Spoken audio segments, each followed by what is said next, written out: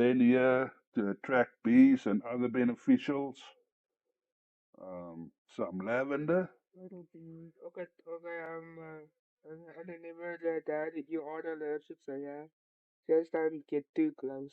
And in this overgrown disappointment of a garden, I also added a bit of asparagus and some globe Very good. artichokes.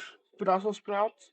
No, globe artichokes, and they never seem to come up.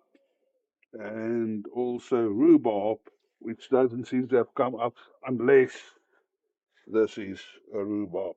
I'm not sure. We'll see. But yeah, again, couldn't spend as much time in the garden, although this one we've weeded about 6 times. Given 2 days, it starts looking like this again. But this little apple tree, this is our early red apple tree.